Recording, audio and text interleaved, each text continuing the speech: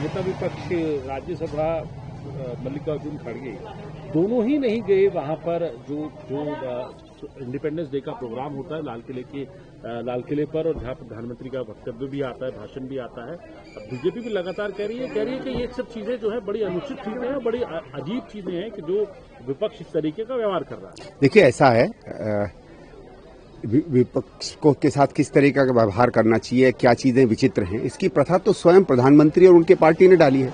हमने पिछली बार देखा, राहुल जी, जिसको एक आपको कोई पसंद हो या ना पसंद हो, लीडर ऑफ द ऑपोजिशन जो है वो कैबिनेट रैंक पाता है और उसके अलावा उसका एक अपना महत्व होता है।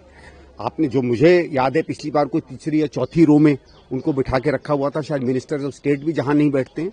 तो आप अपनी तरफ से प्रोटोकॉल में किसी को असम्मान दें, किसी को जानबूझकर ऐसे बिठाकर दिखाना चाहें कि कोई आप अपना शक्ति प्रदर्शन उस व्यक्ति पे कर रहे हैं, उस व्यक्ति की पोस्ट की गरिमा नहीं रख रहे हैं, तो ज्यादा बेहतर ये है कि हम अपने घर से उनका भाषण सुने। ऐसा तो है नहीं, पूरा देश सुनता है और जो प्रधानमंत्री कहते हैं। और दूसरी बात जो मैं अपनी तरफ से डालना चाहता हूं कि हमने हमेशा देखा है या ये सोचते हैं कि एक प्रधानमंत्री एक देश को अपना भाषण देता है।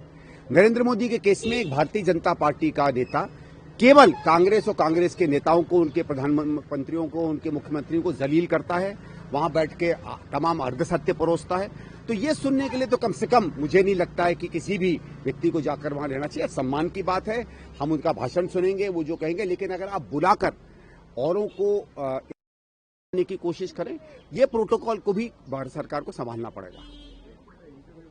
लेकिन इसके अलावा सर, प्रधानमंत्री ने कहा कि आरएसएस एक ऐसा संगठन है, 100 साल पूरे हो गए, सबसे बड़ी एनजीओ है, और एक तरीके से ये भी उन्होंने कहा कि आरएसएस ने बहुत कुछ किया है देश के लिए।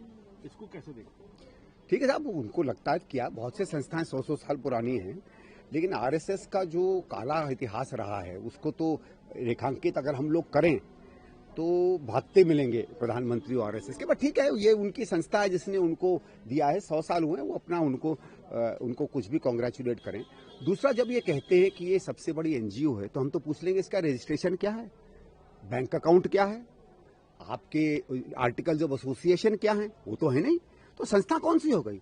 फर्जी संस्था चल रही है, फर्जी नाम से चल रही है, फर्जी अकाउंट चला रहे हो। ये भी तो बताओ कि 100 साल में आपके लोगों को पैसे कहां से मिले।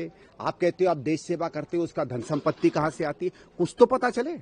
ये तो अभी आज तक पता नहीं चला। तो जो 100 साल में रजिस्टर तक नहीं हो पाई, अब उसका कौन सा 100 साल वहां ये उत्सव मनाएंगे, मैं तो नहीं पहचान सकता।